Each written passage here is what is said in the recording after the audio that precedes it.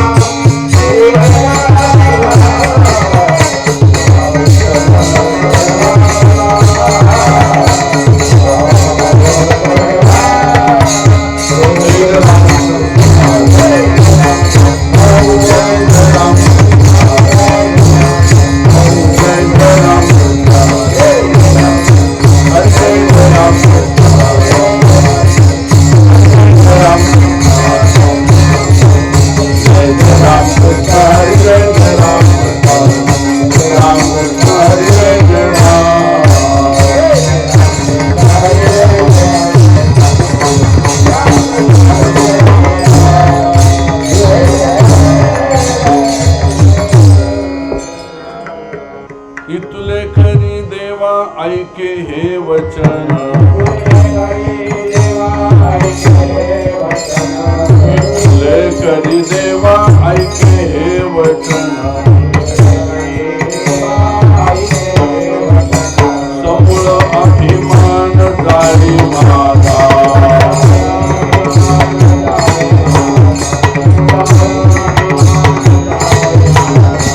इतुले खरी देवा ऐके हे गोष्टी, इतुले खरी देवा ऐके हे गोष्टी, सर्व समदृष्टी तुझ देखे,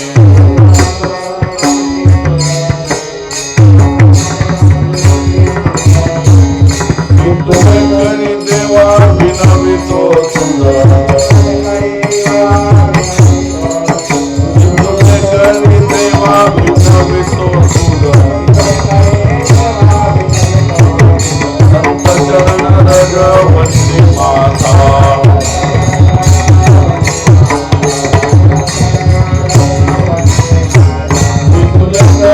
देवा ऐके हे माता,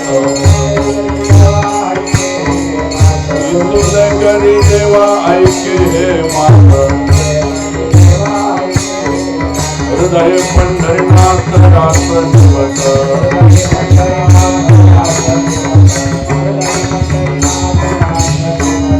भलकिया भावे सारी पंढरीनाथा, भलकिया भावे सारी पंढरीनाथा, रामने आता शरण आलो,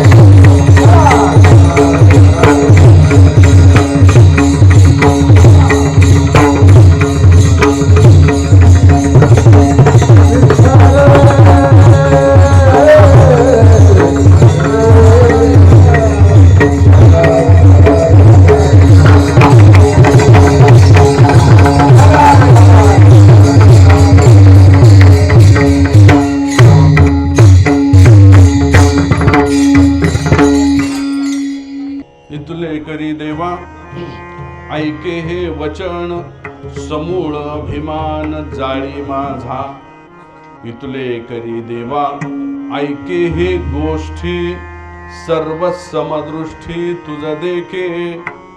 इतले करी देवा विनवितो तुम्हा, संत चरण रज वंदी माथा. इतले करी देवा ऐकी हे मात, इतले करी देवा ऐकी हे मात. हृदयी पंढरीनाथ रात्रंदिवस, भलतिया भावे तारी पंढरीनाथा. भलतिया भावे तारी पंढरीनाथा. तुका म्हणे आता शरण आलो. अत्यंत पवित्र अशा प्रसंगानिमित्त स्वामी समर्थ महाराजांचा प्रकट दिनाचं निमित्त कारभारवाडी क्षेत्रामध्ये स्वामी महाराजांच्या चरणी सेवा रुजू करण्याचं भाग्य प्राप्त झालं. तुकोबारायांचा अभंग सेवेला घेतलेला आहे. मला महाराजांनी सांगितलं, मंडळी खूप सुज्ञ चिंतन ऐकणारी. माझं कीर्तन शक्यतो वेदांत आणि तत्वज्ञानी अंगाने असतं. आज मात्र तसं करणार नाहीये, कारण आज स्वामी समर्थांचा प्रकट दिनाचा सोहळा आहे. कारण चरित्र सांगितलं गेलं पाहिजे. भगवान दत्तात्रेयांचं, स्वामी समर्थांचं या ज्या विभूती भारताला लाभल्या, भक्ती मार्गामध्ये आमूलाग्र बदल यांच्यामुळे झालेला आहे. श्रीपाद वल्लभ स्वामी महाराज असतील, नरसिंह सरस्वती स्वामी महाराज असतील, तेच अक्कलकोट स्वामी महाराज जन्मताच प्रणवाचा उच्चार करावा आणि त्यानंतर काहीच बोलले नाहीत. थेट ज्या वेळेला मौजी बंधन झालं त्या वेळेला ईशत्वा ए त्रिशक्ती अग्नया आही अग्निमेळे पुरोहितम, 4 वेदांची 4 वाक्य उच्चारली. कधी मुंजीच्याच वेळेला. तोपर्यंत बोललेच नाहीत, बोलताच येत नाही असं समजत होते. आणि त्यानंतर आईची परवानगी घेऊन संन्यास घेतला लगेच महाराजांनी. आणि त्याच्यानंतरचा भरपूर मोठा प्रवास आहे. थोडी थोडी प्रत्येक महात्म्याच्या चरित्राची, कारण निमित्तच आजचं असं आहे. मग ते शिरोळचं ब्रह्मराक्षस असेल, त्याला मुक्ती दिलेली असेल, किंवा सुलतान त्या काळचा, त्याला फोड आला होता, त्याला इलाजच होत नव्हता. सगळे प्रयत्न करून थकल्यानंतर सुलतानाला सांगितलं की हिंदूंच्या साधूची सेवा कर. आणि मग तो नरसिंह सरस्वती स्वामी महाराजांच्याकडे गेला. जसा दर्शनाला वाकला तसं त्याला सांगितलं, क्यों बे रजक अब तक कहा था. असं म्हटल्या त्याला तो पूर्वजन्मीचा रजक महाराजांचा सेवक होता. त्या पूर्वजन्माची त्याला आठवण झाली आणि महाराजांच्या चरणी नतमस्तक झाला. तिथून निघून जाताना त्याचा तो फोड आणि त्याची ती आजार पूर्णपणे बरा झालेला होता. हे नरसिंह सरस्वती स्वामी महाराज. वासुदेवानंद सरस्वती स्वामी महाराज माणगाव जवळ आहे. नंतर गरुडेश्वरला समाधी घेतली महाराजांनी. घोर कष्टोद्धारण स्तोत्र त्यांचं प्रसिद्ध आहे. लहान असताना मित्रांच्या बरोबर गेलेले असताना साप दिसला. अरे तू खूप मोठा भक्त आहेस, तू काय करशील त्याला, तो आपल्या रस्त्यात यायला नाही पाहिजे, काहीतरी कर म्हणून हातात काठी घेतली आणि वर्तुळ तयार केलं त्या सापाच्या भोवती आणि निघून गेले. दुसऱ्या दिवशी सकाळी मित्रांना बोलवलं चला बघायला म्हणून. दुसऱ्या दिवशी सकाळी बघतो सापाला वर्तुळाच्या बाहेर जाता नव्हतं आलं. कसं काय म्हणे, तर म्हणे ती वर्तुळ केलं ना तो जाऊ शकणार नाही. मग त्या वर्तुळाला एक रेषा मारली, रस्ता केला आणि तो साप तिथून निघून गेला. वासुदेवानंद सरस्वती स्वामी बहिणीकडे गेले होते. गाय इतकी लाथा मारायची की धारच काढून देत नव्हती. त्यावेळेला एक मंत्र म्हटला, त्या मंत्राचं नाव स्तंभन मंत्र. तो स्तंभन मंत्र म्हटल्या म्हटल्या गायीने उभं राहून धार काढू दिली. काय सांगतो आपल्याला, आजच्या पवित्र दिवशी स्वामी महाराज अभंगाचं चिंतन करता करता काही स्वामींच्या कृपेने आठवलं तर स्वामींच्या चरित्रातला भाग थोडा सांगू शकेल. परंतु त्याच मालिकेतले जे स्वामी स्वरूपातले दत्त स्वरूपातले महात्मे आहेत त्यांचं चिंतन थोडं थोडं करून आपण अभंगात प्रवेश करू. जनार्दन स्वामी महाराज दत्तावतार, देवगिरीचे प्रशासक, राजनीतिज्ञ, देशमान्य, राजमान्य. पहाटेपासून दुपारपर्यंत पूजाच चालायची आणि दुपारनंतर कचेरी चालायची. साक्षात भगवान दत्तात्रेयांनी ज्यांना दर्शन दिलं प्रत्यक्ष स्वरूपात असे जनार्दन स्वामी महाराज.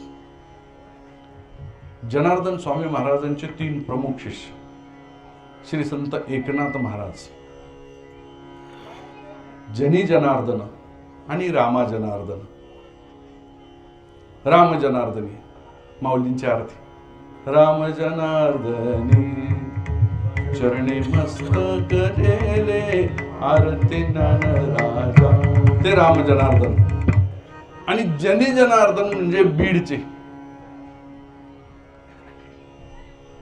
दासोपंत सारखाच खजिना लुटला दुष्काळामध्ये आणि बादशाने पिसाळलेल्या हत्तीच्या पायाखाली तुरडून मारायची शिक्षा दिली आणि असं मैदानात सोडलं त्यांना आणि त्या हत्तीला सोडून दिलं त्यांच्या अंगावरती. आणि तो पिसाळलेला हत्ती चवताळून गेला जनी जनार्दनांच्या अंगावरती आणि त्यांच्या समोर जाऊन नतमस्तक झाला. पिसाळलेला हत्ती. हे महात्मे काय म्हणायचं या महात्म्यांनी? का आपल्याला सांगावं असं वाटतं? श्रवण असताना कीर्तन, नवविधा भक्ती मधली पहिली भक्ती काय? श्रवण. या महात्म्यांचं वर्णन करणं आणि आपण श्रवण करणं ही सुद्धा फार मोठी भक्ती आहे. आजच्या दिवशी त्यांचं नाव येणं आणि त्यांचं नाव ऐकायला मिळणं परम भाग्याचं आहे. मी आपल्याला सांगतो, आपण किती श्रद्धेने ऐकतो तितका आपल्याला लाभ आहे. असे महात्मे होते. मग रंगावधूत स्वामी असतील, केडगावचे नारायण महाराज असतील, देवासचे नारायण महाराज असतील, आपले शंकर महाराज असतील, स्वामी समर्थ असतील, नंतर अघोरी किवाराम बाबा असतील. ही सगळी दत्तावतारातली जी मंडळी आहेत अतिशय त्यागी आणि अतिशय समाजाला त्यावेळेला जे वळण दिलं. शाक्त पंथ जो होता, शाक्त पंथ भक्तीच करत होता, नाही असं नाही, पण तो थोडा वेगळ्या मार्गाला गेला होता, किंबहुना जायला लागला होता आणि त्याचा परिणाम संपूर्ण समाजावरती होऊ लागला होता. तो वाचवण्याचं काम श्रीपाद श्रीवल्लभानी आणि नरसे सरस्वती स्वामी महाराजांनी केलं. या महात्म्यांच्या पैकीच भगवान दत्तात्रेयांचाच अवतार असलेले स्वामी महाराज आणि त्यांची ही जयंती, त्याचा हा सप्ताह. परमार्थामध्ये माणसाच्या जीवनाला आल्यानंतर भगवंताची प्राप्ती करणं ही येती कर्तव्यता माणसाची. किंबहुना माणसाचा जन्म दिला त्याच्यासाठी. देवे दिला देह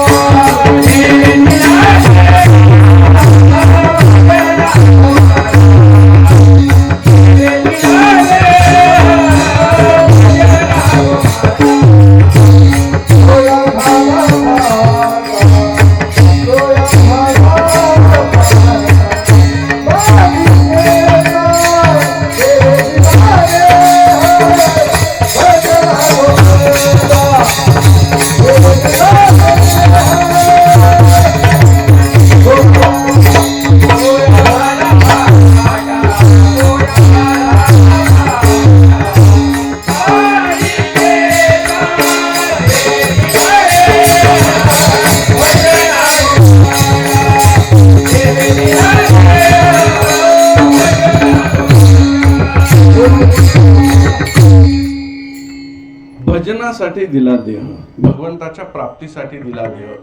पण असं असताना परमार्थ असो किंवा व्यावहारिक जीवन असो, संसार असो, माणसाला पहिला अडसर ठरणारा म्हणजे अभिमान, अहंकार, गर्व, ताठा.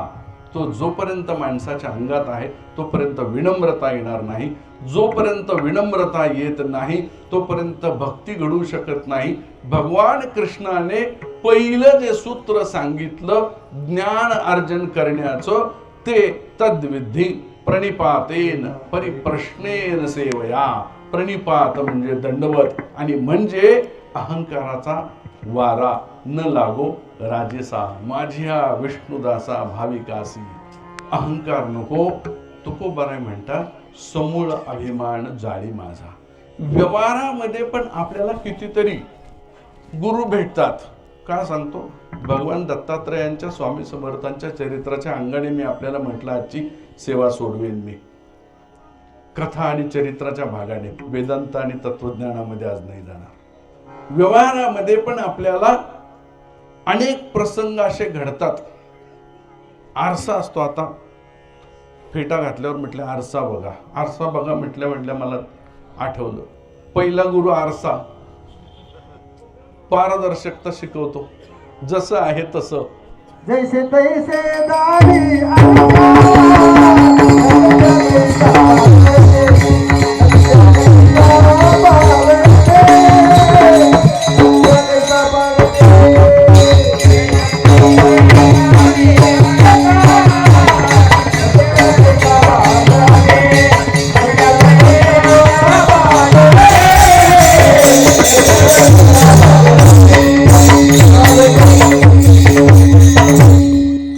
आरसा गुरु ग्रीकांच्या, रोमनांच्या काळामध्ये सॉक्रेटिस नावाचे मोठे तत्वज्ञानी होते.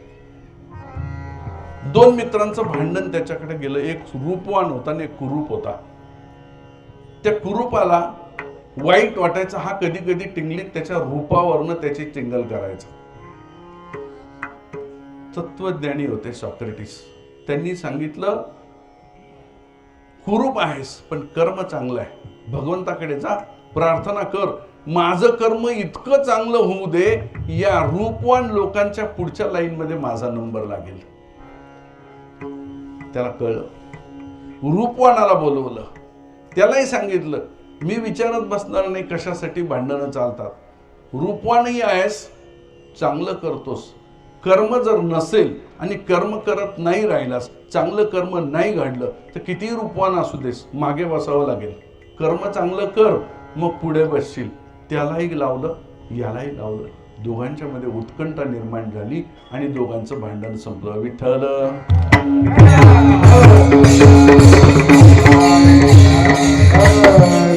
असं भोज राजाच्या दरबारामध्ये पण घडलेलं आहे. कालिदासांच्या बाबतीमध्ये कालिदास इतके महान होते, पण भोज राजाला एकदा टिंगलीचा मूड आला आणि भोज राजाने कालिदासांना म्हटलं, देवाने इतकी सुंदर बुद्धी तुला दिली आहे, पण बुद्धी जशी दिली तसं रूपही दिलं असतं तर बरं झालं असतं नाही का? कालिदासांच्या जीवाला लागलं. कालिदास उलट नाही बोलले आणि राजा होता, बोलूही शकत नव्हते. दुसऱ्या दिवशी राजा दरबारामध्ये येऊन बसला. राजाला कायम गरम पाणी प्यायची सवय होती. हात केला, ती सुरई आली. सुरई आली, ओठाला लावली. राजाला चटका बसला. राजाने सुरई फेकून दिली. रागाने विचारलं, हे कोणी केलं कृत्य? कालिदासाने केलं म्हणाले. कालिदासाला बोलवा म्हणे. कालिदास आले. का केलं? म्हणाले, महाराज, साधी मातीची ना नक्षी ना डिझाईन ना काय अशी सुरई आपण वापरत होतात. सोन्याची आणून ठेवली आहे, बघा, चकाकी बघा, नक्षीकाम बघा, किती सुंदर आहे बघा, रूप काय तिचं पाहताच सगळेजण विचारत होते, सोन्याची सुरई, वा वा वा वा. कालिदासांच्या भोजराजाच्या लक्षात आलं की वरच्या रूपाचा उपयोग नाही, मला गरम पाण्यासाठी माझी जी मातीपासून तयार झालेली सुरई होती तिचा जो उपयोग होता, तिची जी उपयुक्तता होती, ती रूपवान असलेल्या सोन्याच्या सुरईला नाही. कालिदासाला फक्त हात जोडला आणि त्याच्या लक्षामध्ये त्याची चूक आली. तर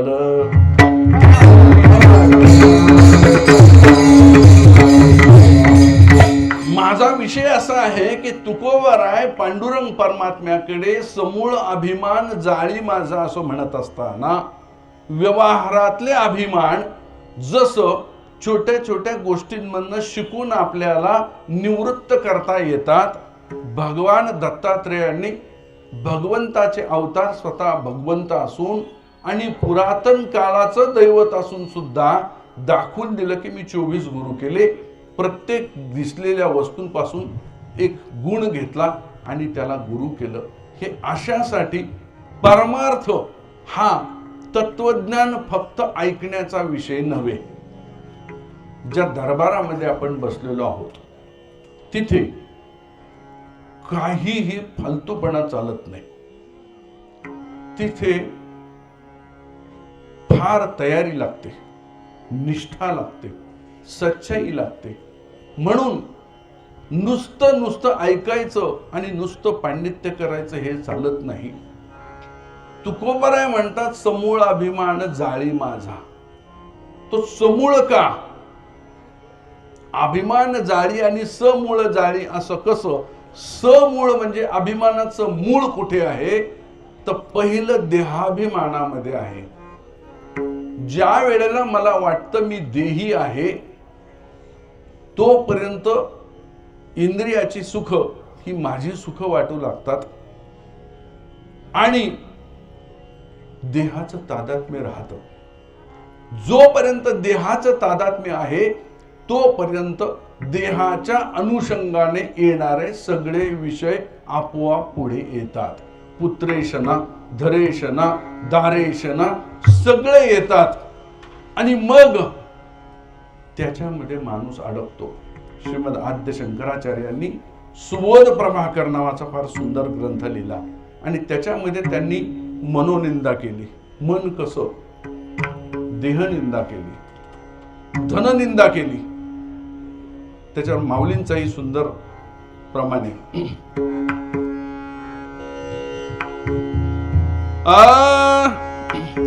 तुझिया धनासे नाही रे बाळका, तुझिया धनासे नाही रे बाळका, तुझिया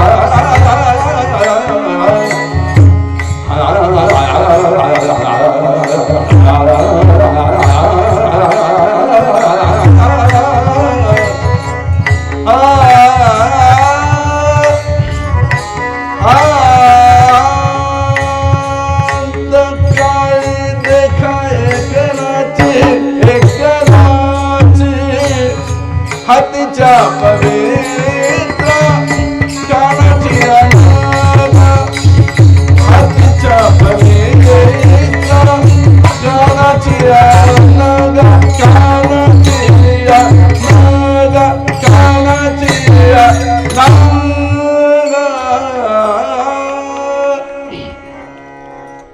ज्ञानोबराय वर्णन करतात. तुझ्या धनाशी नाही रे बाळका अंतकाळी देखाय कदाची. हातीच्या पवित्रा कानाच्या नगा वेगी धावून या हिरोनी घेती. प्राण गेला शरीर पडलं गडबड करतात, फुगल म्हणतात. काढून घ्या अंगठी, काढून घ्या हे, काढून घ्या. संपत्ती किती जमवली किती ठेवली ते तर जाऊ द्या. किती संपत्ती कमवली कुठे ठेवली ती बाजूला राहू द्या. हे हातीचा पवित्र कानाचे अनगा म्हणजे बाळी, बिगबाळी म्हणतात त्याला, ती सुद्धा काढून घेतली जाते तुझ्या धनाशी. न धनेन न पुत्रेन कर्मेन त्यागेन एके मनुष्यत्व मानसा अमृतत्व मानुषा. त्यागामध्ये आहे आमिषा अंगी पीडा वसे करिता घायाळाचा संग अंगे अंग माखले. त्यामुळे याच्यामध्ये प्रलोभनामध्ये राहून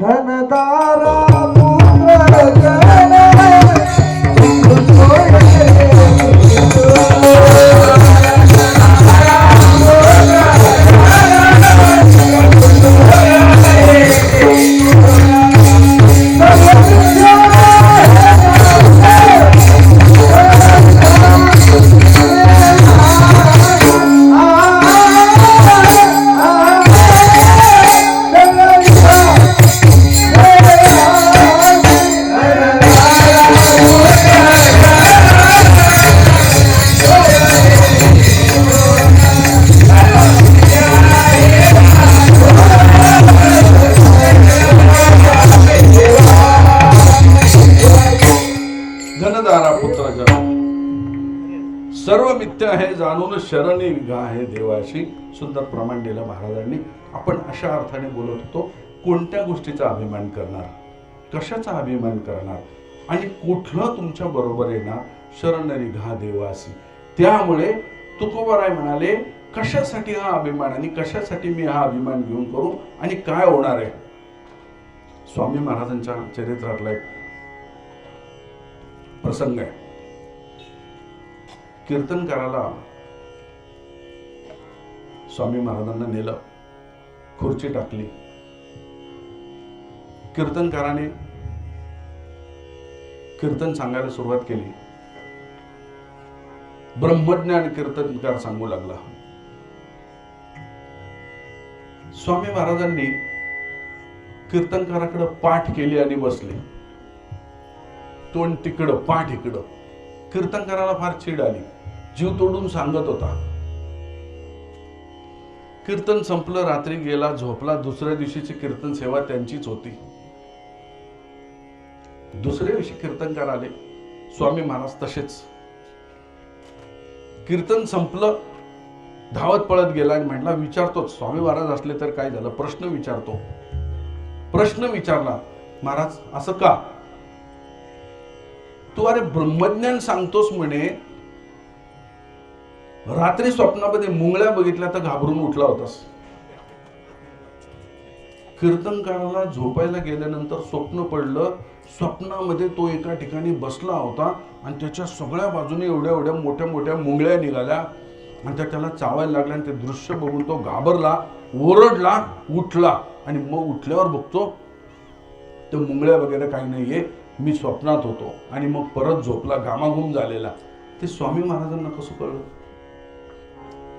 स्वामी महाराजांनी ते त्याला सांगितलं आणि मग त्याच्या लक्षात आलं की महात्मा आहे. महाराजांच्या मुळे 12 योगी सदानंद बाबांच्या समोर अनेक कीर्तनं केली.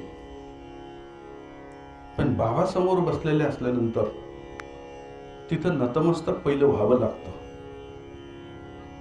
त्यांच्या चरणी सगळा भाव अर्पण करावा लागतो. कितीही कीर्तन केली तरी त्यांना प्रार्थना करावी लागते की बाबा आशीर्वाद द्या.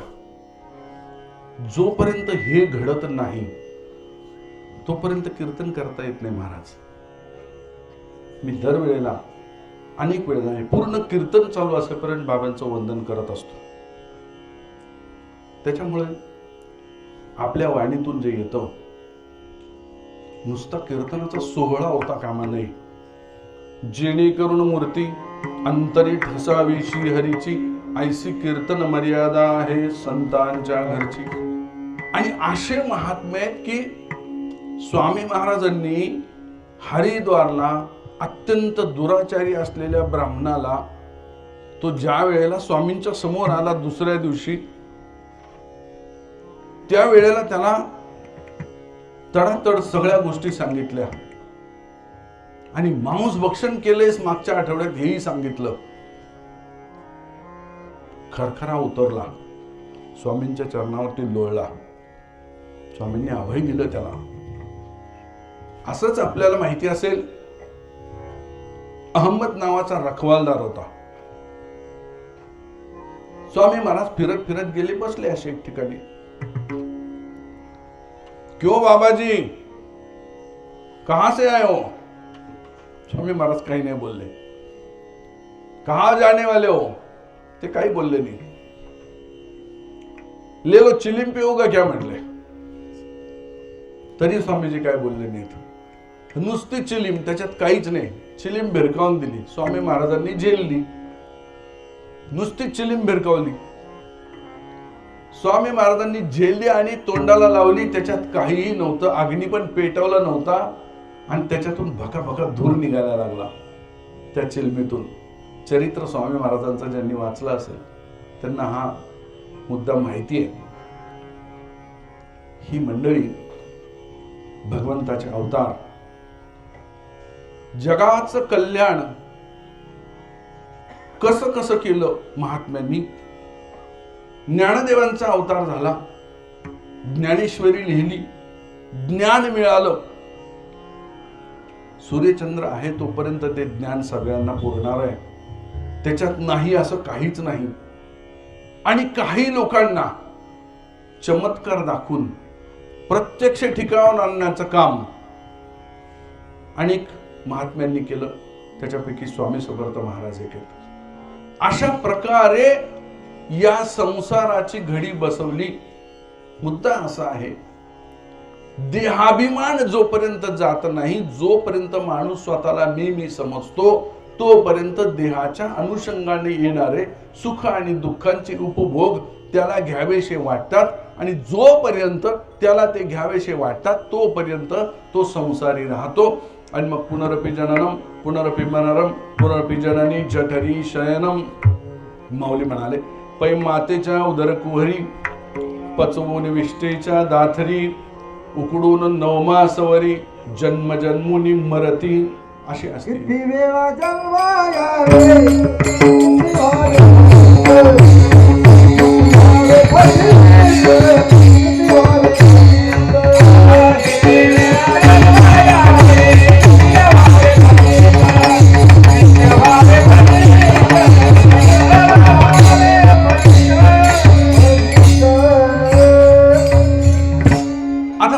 तुकोबारायांची जी पहिली मागणी पहिल्या चरणामध्ये, समूळ अभिमान जाळी माझा. तुकोबारायांचं जीवन जर पाहिलं तर पांडुरंग परमात्म्याने म्हणावं, तुकोबाराय काहीतरी मागा.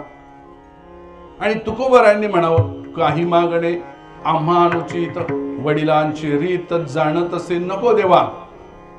बरं नका मागू, काहीतरी मोक्ष तरी देतो. तुकोबारांनी म्हणावं, मोक्ष तुमचा देवा, तुम्ही दुर्लभची ठेवा. आणि एकदा खूप खूप मागितलं म्हणल्यानंतर म्हणाले, मागायचं द्यायचंय ना, हेच दे, हे चिदान देगा देवा, तुझा विसरण व्हावा. कधीतरी मागावं असं वाटलं, संकुचित वृत्तीने मागितलं. मागणे ते तुझं प्रती आहे, देशील तरी पाहे पांडुरंगा. संकुचित वृत्तीने मागितलं. हा अभंग एकदम वेगळा आहे.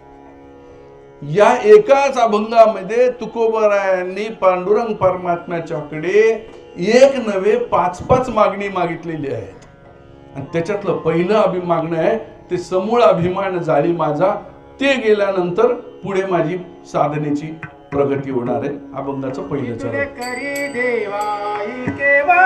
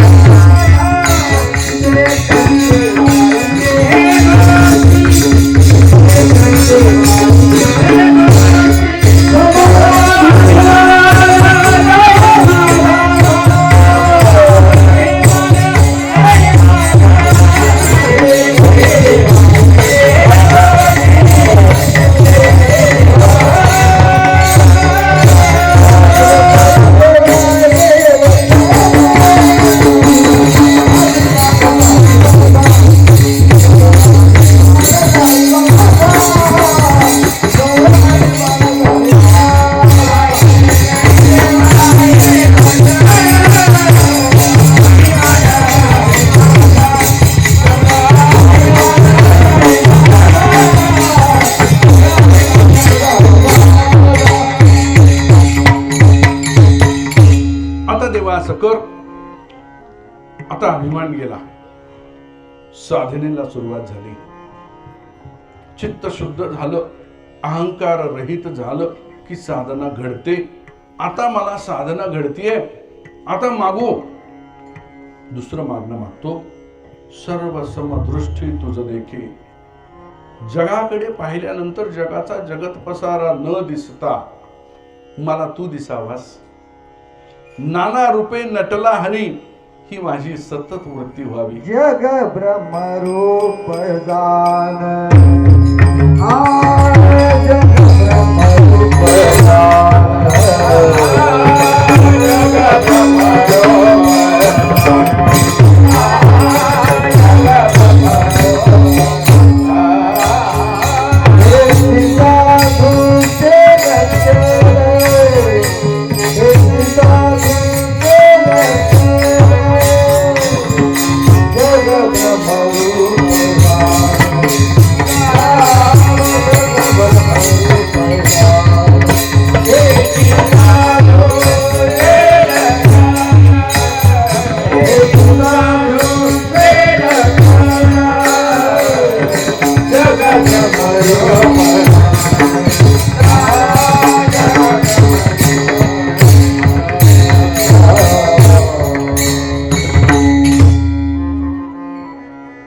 जगाकडे पाहण्याचा भाव, परमार्थ असो व्यवहार असो, जसा जसा भाव शुद्ध होतो तशी तशी प्राप्ती होते.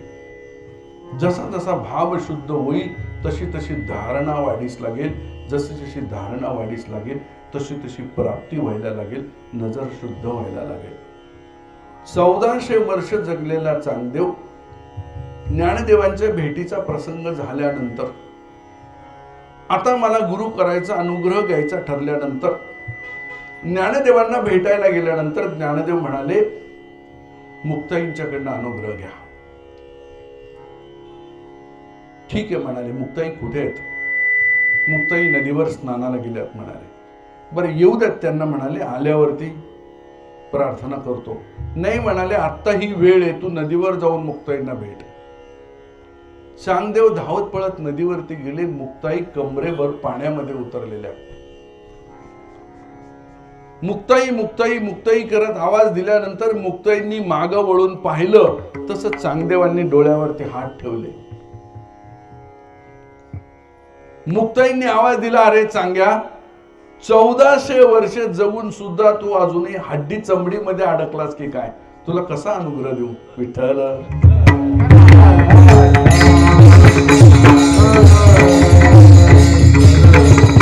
महात्म्याचं कसं असतं बघा. स्वामी रामकृष्ण परमहंसांच्या बाबतीमध्ये चांडाळांनी मुद्दामून एक सुंदर अशी नर्तकी अर्धनग्न अवस्थेमध्ये रामकृष्ण परमहंसांच्या समोर नेऊन उभी केली. काही जणांनी पैंज लावली, ते पाहणार सुद्धा नाही. काही जणांनी पैंज लावली, पाहतील बघू म्हणे आता ही अर्धनग्न अवस्थेमध्ये आहेत. तिला नेलं. स्वामी रामकृष्ण परमहंस बसले होते, त्यांच्या समोर तिला उभी केली आणि हे सगळे लपून छपून गंमत बघत बसले. जशी ती समोर उभी राहिली तसे स्वामी रामकृष्ण परमहंस तिच्याकडे असे बघू लागले. 2 मिनिटांनी हे चांडाळांनी जिंकलं. बघा म्हणे कसे बघतायत. 2 जण गेले, तिला बाजूला घेतली.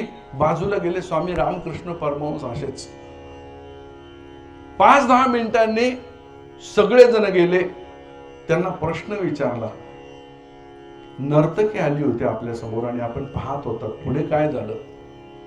ते म्हणाले, पाहिले एक सुंदर मुलगी आली होती, अतिशय सौंदर्यवान होती. मी समोर आल्या आल्या लक्ष गेलं, तिच्याकडे पाहिलं आणि पाहता क्षणी मला असं वाटलं की या सृष्टीमध्ये, या मर्त्य जगामध्ये इतकी सुंदर कलाकृती जर तयार केली तर जिनी तयार केली ती माझी काली माता किती सुंदर असेल. असं म्हणून स्वामी रामकृष्ण परमहंस तिथंच बघितलं. क्षणार्धामध्ये समाधी लागली आणि स्वामी रामकृष्ण परमहंस समाधीमध्ये गेली. ही महात्म्यांची अवस्था असते, ही शुद्धी असते, सर्व समदृष्टी तुझ देखे. अशा प्रतिकूल परिस्थितीमध्ये सुद्धा स्वामी रामकृष्ण परमहंसांनी त्याला, त्या काली मातेलाच त्या नर्तकीमध्ये पाहिलं. अगदी रामायणातला प्रसंग आपल्याला बघायचा असेल, माहितीतला आहे, सगळ्यांनी ऐकलेला आहे. अनेक प्रकारे प्रयत्न केल्यानंतर मंदोदरी म्हणते, किती प्रयत्न केले तुम्ही, सीता तुमची होत नाहीये, तुम्ही असं का नाही करत, रामाचं रूप घेऊन जा, मग तर काय प्रश्न येणार नाही, कशाला प्रयत्न करता? रावण हसले. मंदोदरी, सीतेला प्राप्त करण्यासाठी एवढे प्रयत्न केले, तू जाणतेस. प्रकांड पंडित असलेला हा रावण, तुला असं वाटतं की हा विचार माझ्या मनात नाही आला? मग आला होता. एक दिवशी हा विचार मनात आला, तात्काळ मंत्र म्हटला, रामाचा अवतार धारण केला. मग काही नाही मंदोदरी, रामाचा अवतार धारण करून 2 पावलं पुढे गेलो. जेवढ्या सगळ्या स्त्रिया दिसल्या तेवढ्या माता दिसू लागल्या. किंबहुना तुमच्या महालातून तुम्ही इकडे येत होतात, तुम्ही मला माता दिसू लागल्या. रामाचा अवतार केल्यानंतर माझ्यामध्ये पाप वासना येऊ शकत नाही. सर्व समदृष्टी तुझ देखे. त्या भगवंताचा भाव आतमध्ये आला, नाव आतमध्ये आलं, रूप घेतलं, सगळं पालटलं. व्यवहारामध्ये माणसाने शिकण्याच्या ह्या गोष्टी आहेत. छोट्या छोट्या ठिकाणी, रोजच्या जीवनामध्ये परमार्थ आणि परमार्थाचं प्राप्तव्य म्हणजे प्रत्येकाच्या बाबतीमध्ये कुणीतरी यावं, असा मस्तकी हात ठेवावा आणि लगेच त्याला काहीतरी घडावं असं नसतं. त्याच्यासाठी प्रारब्ध लागतं, सुकृत लागतं. पण त्याच्यासाठी रोजच्या जीवनामध्ये कसं वागावं, एक छोटासा व्यवहारातला दृष्टांत सांगून पुढे जातो. 5 मित्र होते, काश्मीरला फिरायला गेले. अत्यंत अशी दरी, त्या बसनी त्यांना तिथं सोडलं आणि तो ड्रायव्हर त्यांना सांगायला लागला की हे बघा म्हणे, हे दरी आता तुम्ही पाहून घ्या. पाहायला लागले. इतके गुलाब, अरे बाप रे, जन्मात पहिल्यांदा अशी दरी गुलाबांनी भरलेली पाहिली. तो ड्रायव्हर सगळ्यांचं निरीक्षण करतोय. एक जण होता कवी, खिशातनं डायरी काढली, फूल है गुलाब का वगैरे वगैरे कविता लिहू लागला. एक जण होता चित्रकार, त्यांनी आपली शबनम काढली, त्या दरीचं मस्त चित्र रेखाटू लागला. भाव. कवीला काय वाटलं, काव्य करावं वाटलं. चित्रकाराला त्याच्यातलं चित्र दिसलं. एक जण होता त्यांनी मोबाईल काढला, कॅल्क्युलेशन करू लागला. हा त्याच्याजवळ गेला, तुम्ही काय करता? यांचं दिसलं कविता करतायत, यांचं दिसलं चित्र काढतायत, तुम्ही काय करता? तो म्हणला मी व्यापारी आहे. मग इथं काय व्यापार करता?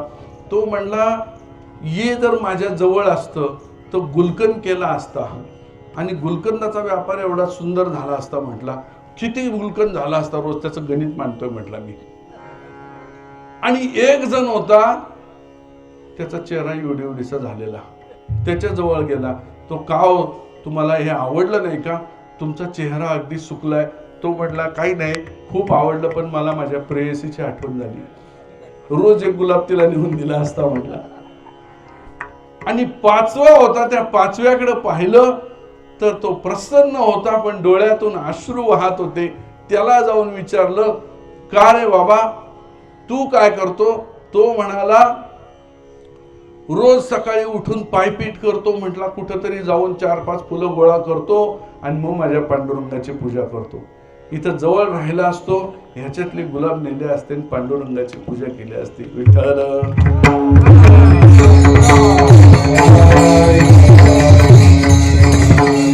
रोजच्या जीवनामध्ये, जगण्याच्या जीवनामध्ये पाहण्याच्या दृष्टीने आपण जर प्रत्येक पावलाकडे पाहिलं तर परमार्थ म्हणजे आचरणामधील बदल.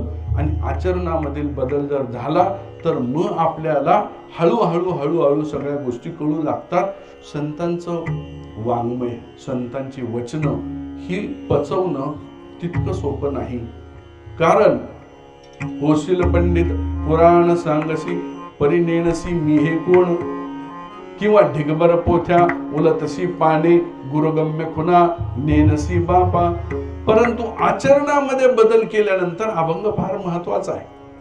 अभंगामध्ये तुकोबारायांनी जे मागणं मागितलं अत्यंत महत्वाचं आहे की माझ्या आचरणामध्ये बदल करत करत करत करत मी पुढे गेल्यानंतर साधना पंथाच्या वरती मी कसा कसा जाईल. आणि मग मला अशी सर्वश्रम दृष्टी दिसायला लागल्यानंतर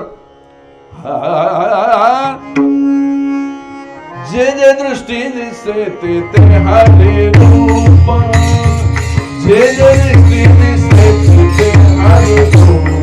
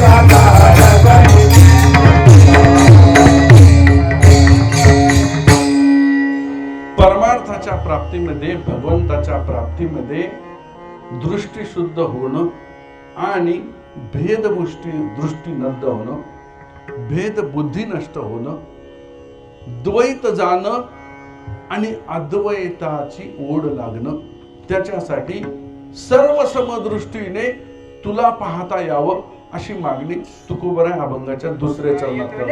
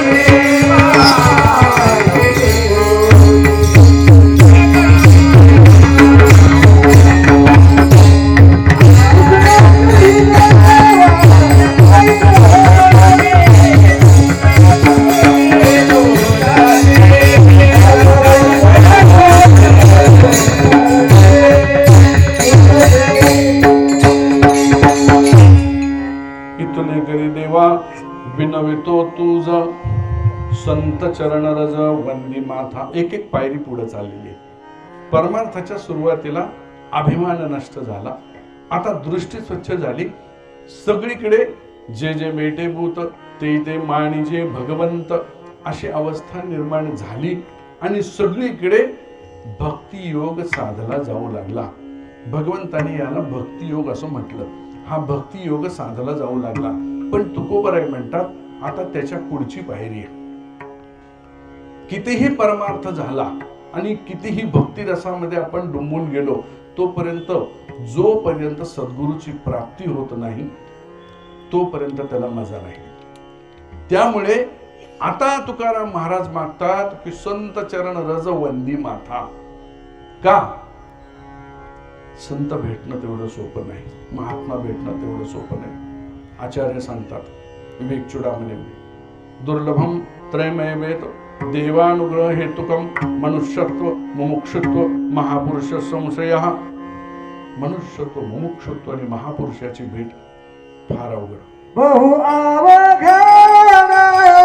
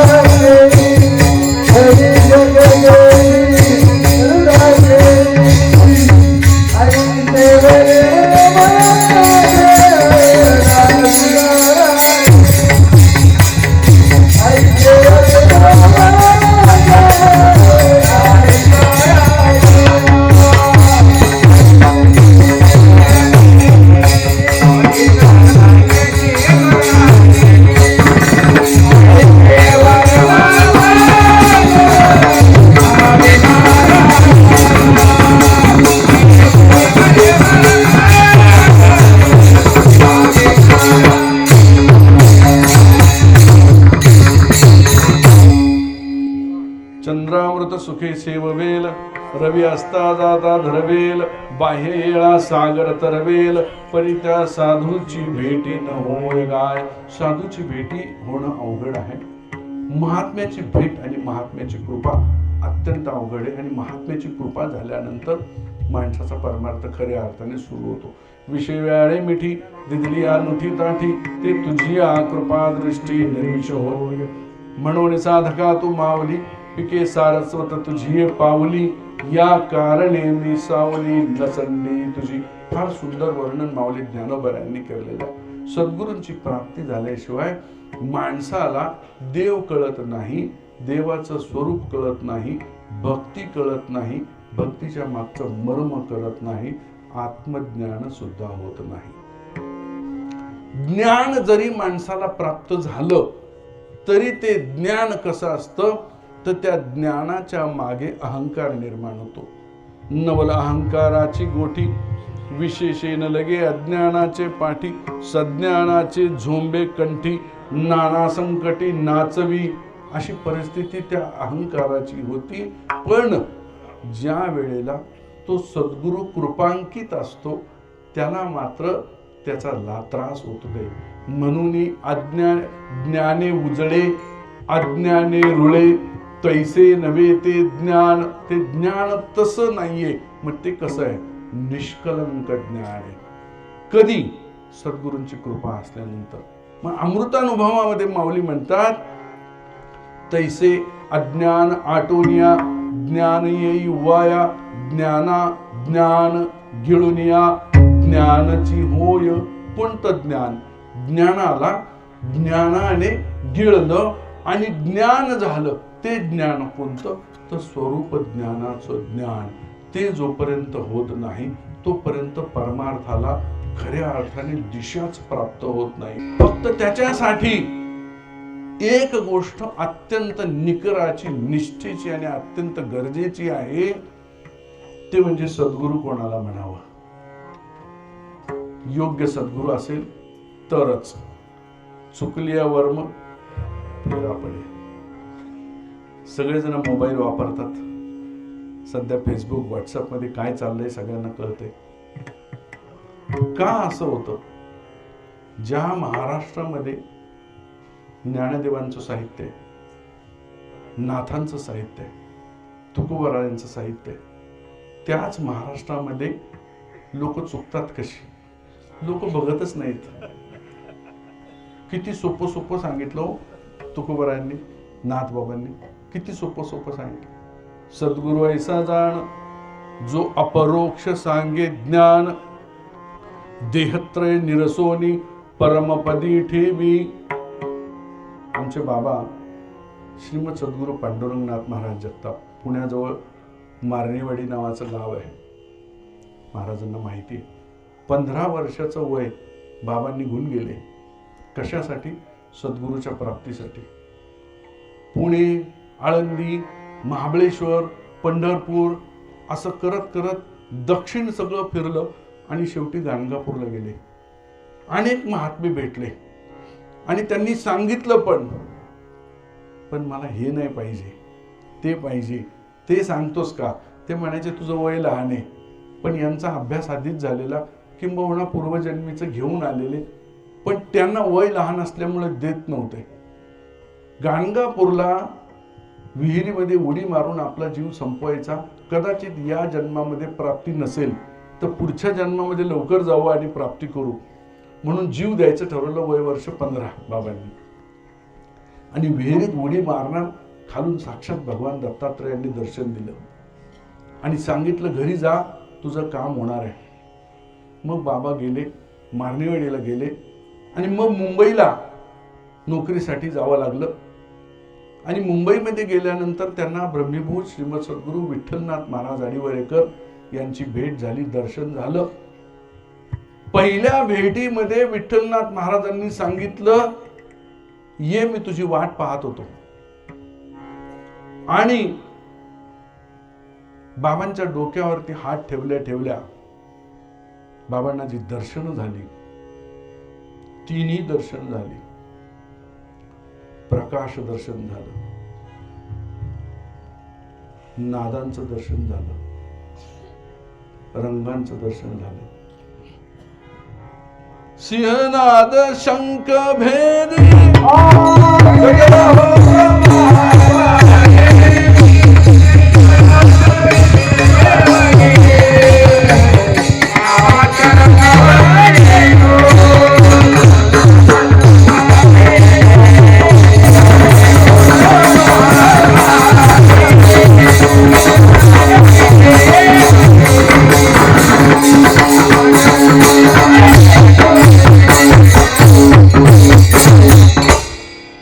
परमार्थामध्ये साधनेच्या एका उंचीवरती गेल्यानंतर जी दशनादांची अनुभूती महात्म्याला येते, ती दशनादांची अनुभूती सद्गुरू बाबांना विठ्ठलनाथांच्या मस्तकी स्पर्श करताच झाली.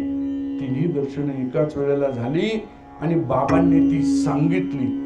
आणि बाकीचे बघत होते की सद्गुरू बाबा कडक परीक्षा घेतल्याशिवाय अनुग्रह देत नव्हते.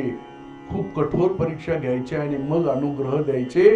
आणि आज मात्र कुणी आला आणि त्याला ते म्हणतात, हा माझा पुत्र आहे, ये, तुझीच वाट पाहत होतो, त्याला दर्शनही करू देतात, त्याच्या मस्तकी हात ठेवतात, शक्तिपात करतात. काय नवल. म्हणून विचारलं काय झालं. त्यांनी सगळं दर्शनांची हकीकत आपल्या सद्गुरूंच्या समोर मांडली. सगळ्यांनी ऐकलं आणि मग कळलं की हा महात्मा आहे. बाबांनी सगळं चरित्र सांगत नाही, पण त्यानंतर बाबांनी आधी सांगून समाधी घेतली. अमुक दिवशी नाथषष्ठीला सकाळी 9:05 मी समाधीस्थ होणार असं सांगून समाधी घेतली. आदल्या दिवशी अग्नी द्यायचा म्हणून स्वतःची चिता स्वतःच्या हाताने रचली होती. गावाला जेवू घातलं होतं की माझा 10वा 13वा पुढचं जे काय असतं ते काही होणार नाही, मी कुठेही जाणार नाही, मी इथे आहे. आणि बसलेल्या पद्मासन स्थित अवस्थेमध्ये ब्रह्मरंध्रातून प्राण त्याग करून बाबांनी समाधी घेतली होती. ही महात्म्याची ताकद असते. आणि सांगितलं कशासाठी तर खुणा दिलेल्या आहेत. नाथबाबांनी सांगितलं असा सद्गुरू हवा. बोल ज्ञाने पारंगतो ब्रह्मानंदे सदा डुल्लतो शिष्य प्रबोधिनी समर्थो. असं आहे का? त्याला विचारायचं जाऊन. गुरु परंपरा आहे का? त्याला कोणाचा तरी शिष्य आहे का? परंपरा आहे का? त्याचं काही साहित्य आहे का? तर मला लोक भेटतात, काही गुरु परंपरा नाही, त्यांचं काही साहित्य नाही, पण मठ स्थापन केलेत. लोक त्यांच्याकडे लाईन लावून जातात, पैसे देतात, त्यांचे मठ वाढतात, काहीतरी त्यांना तोडगा सांगतात. तोडगा सांगितलाय बघा, तोडगा काही नाही. तेची संत तेची संत तेची संत तेची संत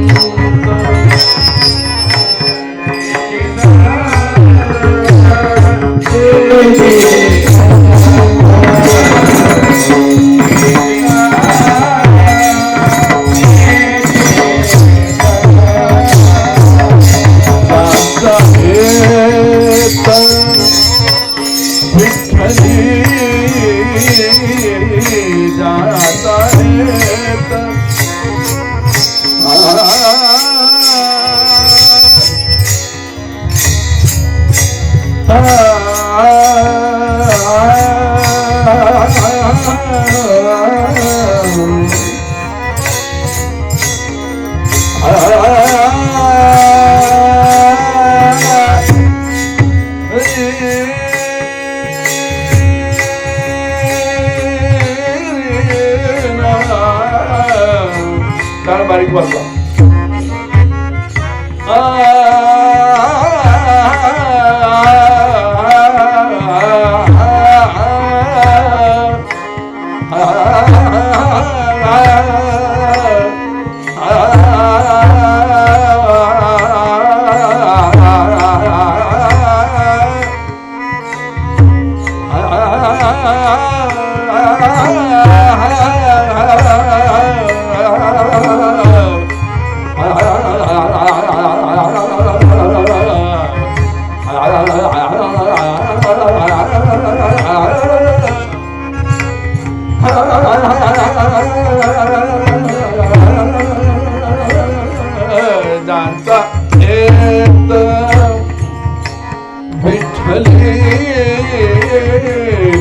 नेणती काही ताणा तोडा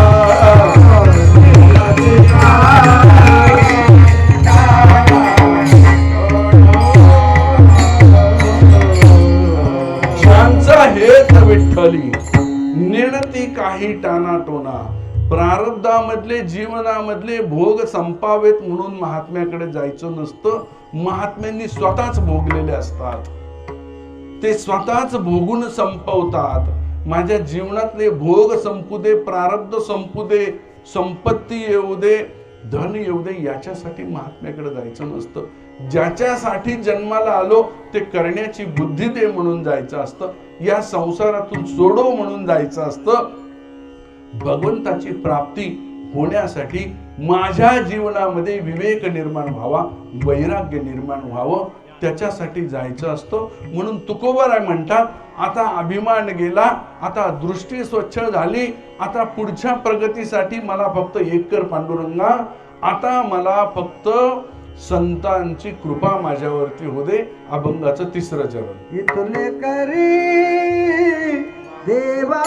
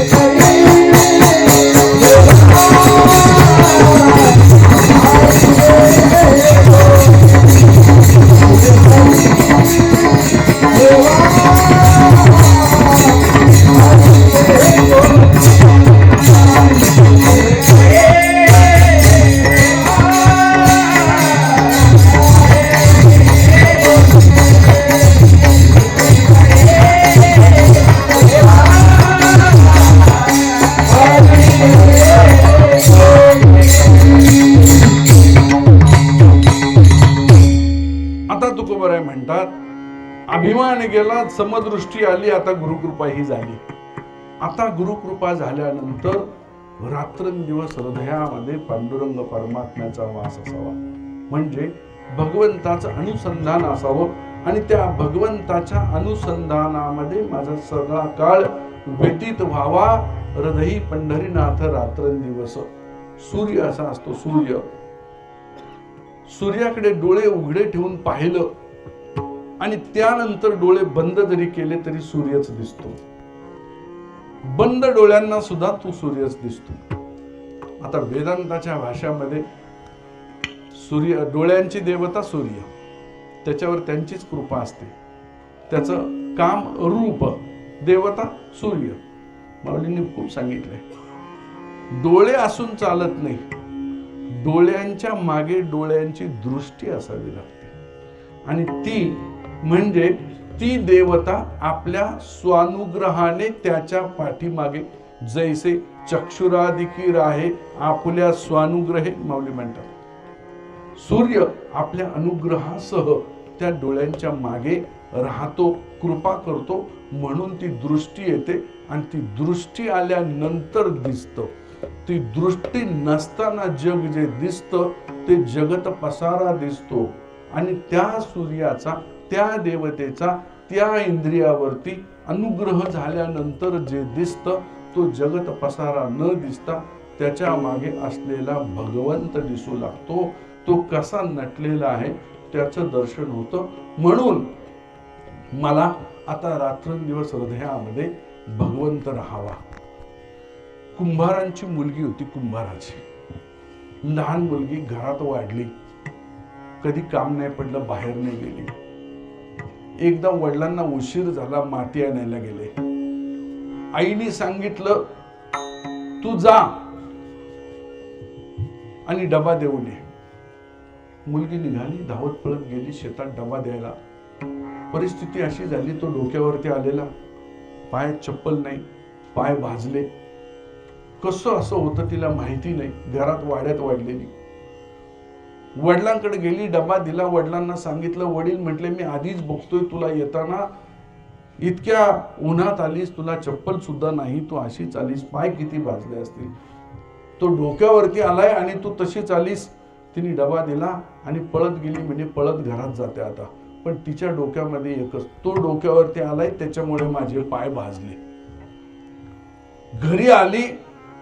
घरी आल्यानंतर पाहिलं तर एका पाण्याच्या तबकडीमध्ये तोच दिसला.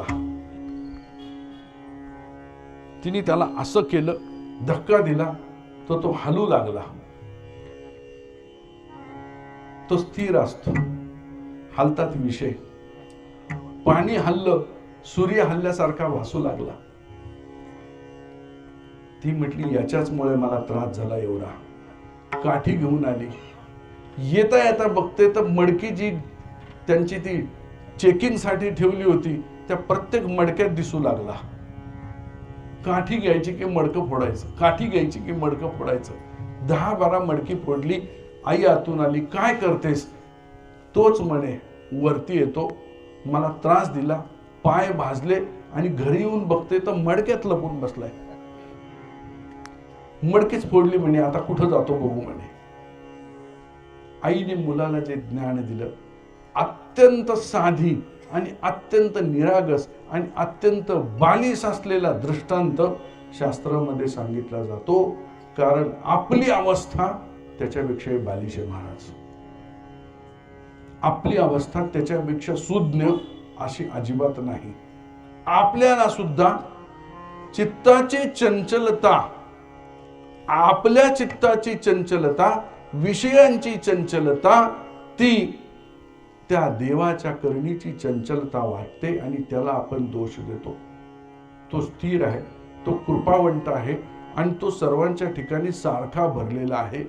परंतु आपल्यामध्ये एक पडदा आहे.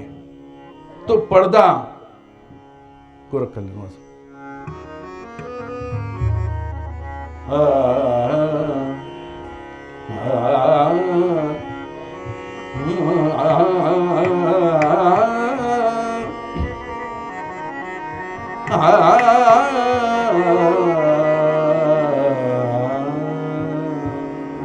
अंतरीची ज्योती प्रकाश, अंतरीची ज्योती प्रकाश.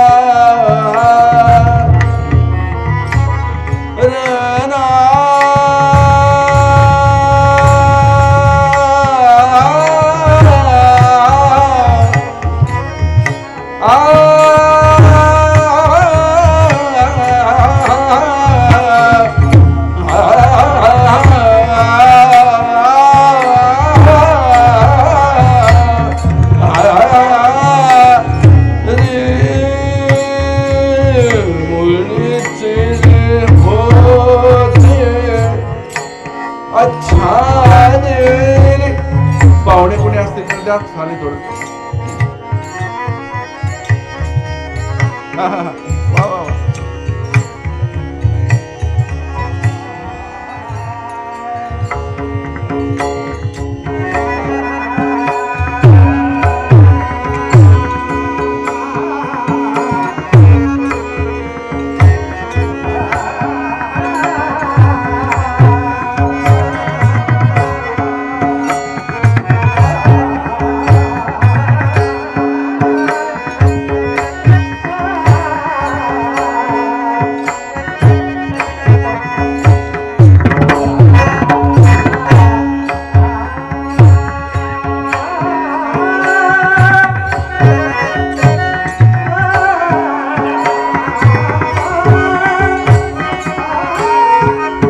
क्या बात.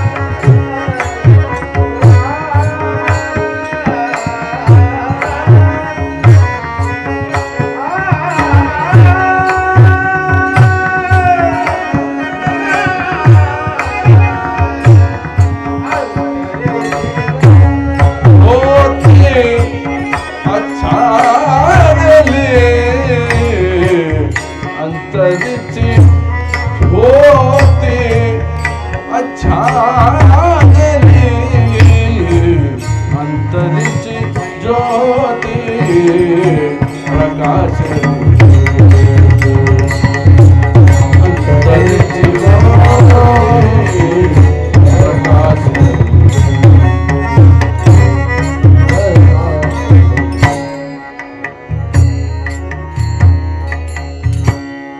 आतमध्ये ज्योत नव्हती असं नाही, ती होती. अंतरीची ज्योती होती, पण कशी होती? आच्छादली होती. मुळीची जी होती आच्छादली. कशामुळे आच्छादली? मायेमुळे, विकारांमुळे, विषयांमुळे त्याच्यावरती पडला आणि ती ज्योत नाही असं वाटू लागलं. गुरुकृपेने मग ती ज्योत प्रकाशली, दीप्ती मुळीची जी होती आच्छादली. काय होतं? समत्व भाव यावा लागतो. अर्जुना समत्व चित्ताचे तेची सारदान योगाचे. ते समत्व आल्यानंतर तो भाव निर्माण होतो. मन आणि बुद्धीचं ऐक्य निर्माण व्हावं लागतं. माणसाच्या जीवनामध्ये असं होतं, माणूस मनाच्या मागे जातो, बुद्धीचं ऐकत नाही. कारण विषयांच्या बाबतीमधली जी पहिली संवेदना आपल्याला देते ती बुद्धी देते आणि मागणी जे देते ते मन करतं.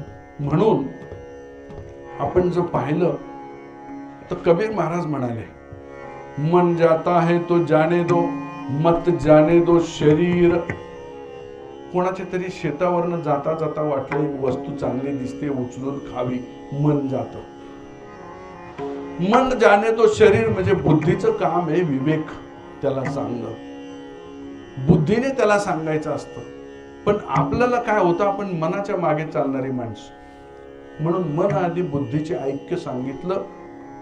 बुद्धीचं काम नवऱ्याचं आहे, मनाचं काम बायकोचं आहे.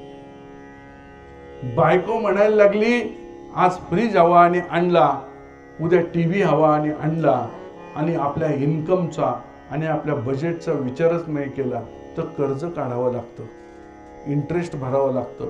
माणूस खड्ड्यात जातो. तिला माहिती नसतं, तिला फक्त डिमांड कळते, पण तिला ज्ञान देण्याचं काम हिचं आहे. तसं मनाच्या मागे न जाता बुद्धीचं ऐकायचं असतं. माऊलींची फार सुंदर ओवी. तैसे पतीच्या मता अनुसरोनी पतिव्रता, अनायासे आत्महिता भेटेची गा. पतीच्या मता अनुसरून जर पतिव्रता वागेल तसं बुद्धीने सांगितलेलं जर ऐकलं आणि मनाने त्याचा निर्णय केला तर मग मनाकडनं चुका होत नाहीत। जोपर्यंत मनाकडनं निर्णय होतच राहील आणि ते मनाच्या मागे शरीर धावत राहील तोपर्यंत त्या माणसाचे निर्णय चुकतील आणि तो विषयांमध्ये येईल, विकारांमध्ये येईल आणि विषय आणि विकारच जोपर्यंत राहील तोपर्यंत हृदयामध्ये पंढरीनाथ राहणं शक्य नाही।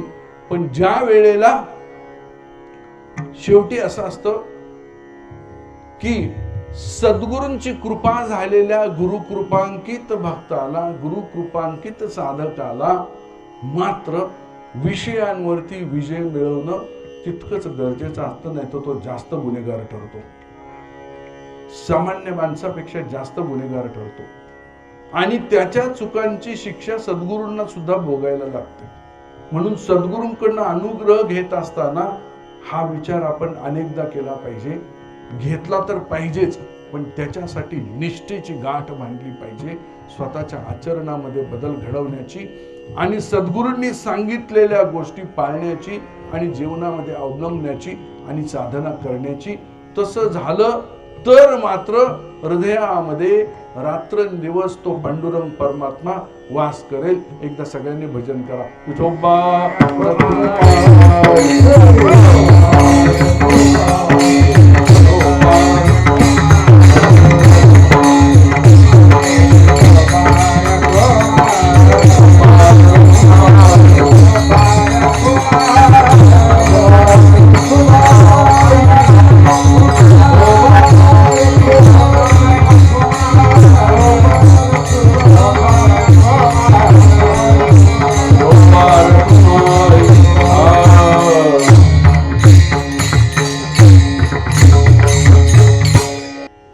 शेवटच्या चरणामध्ये असं म्हणतात, हे जे काय काय तुझ्याकडे मागितलं देवा, त्या सगळ्या मागण्याचा मतलब एकच होता, आता मला या संसार सागरातून कसंही करून तारू नये,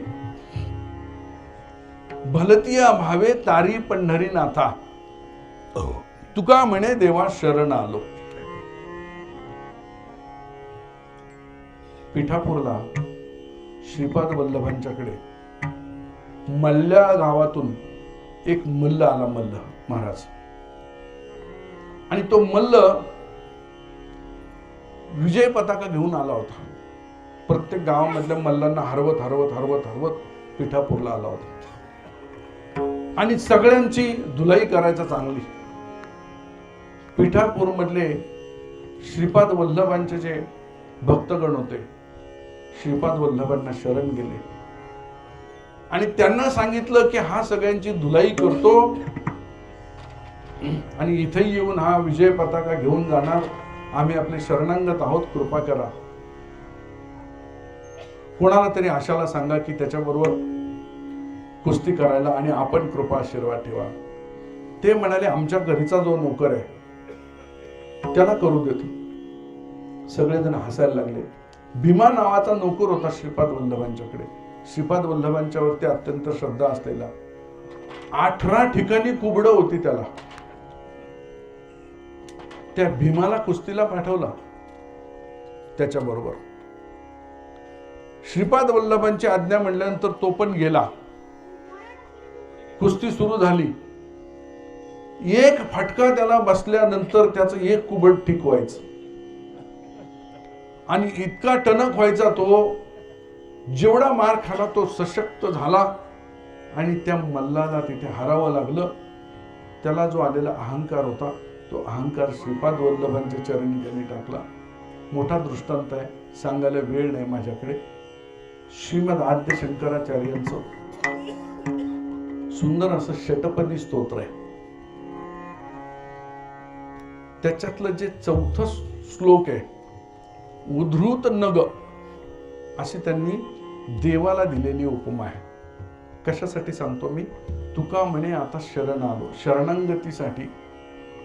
विजय पताका घेऊन महात्म्याच्या दारात जायचं नाही, शरणांगतच जायचं, मग कुस्ती खेळायची। पहिली गोष्ट तुकाराम महाराज म्हणतात, तुका म्हणे आता शरण आलो का, शरणांगताने काय होतं, षटपदीमध्ये आद्य शंकराचार्य असं वर्णन करतात की ज्या वेळेला सेतुबंधनाचं काम चालू होतं, सगळ्यांना सांगितलं की आपापल्या पद्धतीने जाऊन दगड गोळा करून आणा आणि टाका. सगळेजण दगड आणत होते. हनुमान सुमेरू पर्वतावरती गेले आणि सुमेरू पर्वताचं शिखर घेऊन चालले होते. आता त्यावेळची पद्धती अशी होती, वस्तूला सुद्धा नमस्कार करायचा, आज्ञा करायची. संस्कृती खूप चांगल्या आहेत आपल्या. झाडाचं फुल तोडताना सुद्धा त्याला नमस्कार करायचा असतो. आपण करत नाही तो भाग वेगळा, पण करायचा असतो. पर्वताला नमस्कार करून सांगितलं की तुला अशा अशा कामासाठी माझ्या बरोबर यायचंय, चल. त्याला उचललं, शिखर उचललं सुमेरू पर्वताचं, आणि हवेच्या मार्गाने हनुमान जात असताना व्रजाजवळ आल्यानंतर प्रभू रामचंद्रांची घोषणा ऐकली की सेतुबंधनाचं काम पूर्ण झालेलं आहे. ज्याच्या ज्याच्या हातात जे जे दगड असतील ते आता तिथे तिथे ठेवून द्या आणि इकडे या. सुमेरूचं पर्वताचं शिखर तिथं ठेवल्यानंतर ते रडू लागलं. हनुमंताला म्हणू लागलं, तुम्हाला वचन काय दिलं होतंस? सेतुबंधाच्या कामासाठी मला घेऊन चालला होतास. प्रभू रामचंद्राचे चरण कमल मला लागणार होते, त्याच्यासाठी परिवार सोडून आलो, म्हणजे सुमेरू. आता परिवार पण मागे राहिला, मला इथे टाकलं आणि प्रभू रामचंद्राचं दर्शन पण होणार नाहीये. तू माझा काहीतरी विचार कर. हनुमंतरायाच्या द्वारे हा निरोप प्रभू रामचंद्रांच्या पर्यंत गेला आणि प्रभू रामचंद्रांनी निरोप पाठवला, काळजी करू नको, जिथे आहेस तिथे राहा. पुढच्या अवतारामध्ये ते सुमेरू पर्वताचं शिखर म्हणजे गोवर्धन, पुढच्या अवतारामध्ये तुझ्यावरती लीला करील, पाय ठेवील, तिथे येईल, रास क्रीडा करेल, गोमातांना घेऊन येईल, जमल्यास तुला डोक्यावर सुद्धा धारण करेल. हा निरोप प्रभू रामचंद्रांनी पाठवला. आणि मग आपल्याला पुढची कथा माहितीये की त्याला गोवर्धन पर्वताला भगवान कृष्णाने डोक्यावरती धारण केलेलं आहे. शरणागताची भगवंतानी केलेली कशी उपाय असतो. म्हणून शास्त्रामध्ये कीर्तनाच्या सुरुवातीलाच आपण सांगितलं, आपल्याला भगवान कृष्णाने सांगितलेलं पहिलं सूत्र तद्विधी प्रणिपातेन परिप्रश्नेन सेवया, आणि मध्ये तुकोबरायांनी मग अभिमान जाऊ दे, दृष्टी सम होऊ दे, संत कृपा होऊ दे, सगळीकडे पंढरीनाथ दिसू दे, रात्रंदिवस त्याचा वास असू दे, सगळं मागितलं. पण शेवटी अभिमान जाऊ असं मागितलं. शेवटचं एक अमृतानुभवामधलं सांगतो आणि थांबतो. अमृतानुभवामध्ये माऊली असं बोलतात, ययाचनी बोभाटे आत्मयाची झोप लोटे, पूर्ण तरीही ऋण न फिटे, चिणीची निंदकी. ययाचनी बोभाटे म्हणजे ययाचे सद्गुरूंचे, बोभाटे कोण? मी. काय करत होतो? झोपलो होतो. काय नाव माझं? कुंभकर्ण. काय केलं? 4 नगारे वाजवले कानाजवळ आणि मग उठवला नगारे वाजवून. कोणी? सद्गुरूंनी. नीट लक्ष द्या. सद्गुरू काय करतात? 4 नगारे. अनुग्रहित कोणी असतील तर माहिती आहे, 4 महावाक्य असतात. ती 4 महावाक्य ययाचनी बोभाटे, तो बोभाट 4 महावाक्यांचा बोभाट केला. मग काय झालं? तो झोपलेला मी जागा झालो. आत्मयाची झोप लोटे, पूर्ण तरी ऋण न फिटे. झाला, जागा झाला, ज्ञान झालं, ज्ञान प्राप्ती झाली, तरी ऋण फिटत नाही सद्गुरूंचं. काय होतं मग? ज्ञानाला ज्ञानाचा अभिमान येतो, ज्ञानाचा अहंकार पुन्हा त्याला झोपेमध्ये जायला भाग पडतो. म्हणून काय करायचं असतं? झालेलं ज्ञान सुद्धा शरणागत होऊन त्या सद्गुरूंच्या चरणी अर्पण करायचं असतं. म्हणून अमृतानुभवामध्ये माऊलींनी जे सांगितलं तेच याही अभंगामध्ये तुकोबाराय म्हणतात की, म्हणून देवा तूच मला सगळीकडे दिसावा, तू मला आता कसंही करून या भवसागरातून तार, त्याच्यासाठी मी तुला आता शरण आलो. म्हणून तुका म्हणे आता शरण आलो. ज्ञानेश्वर माऊली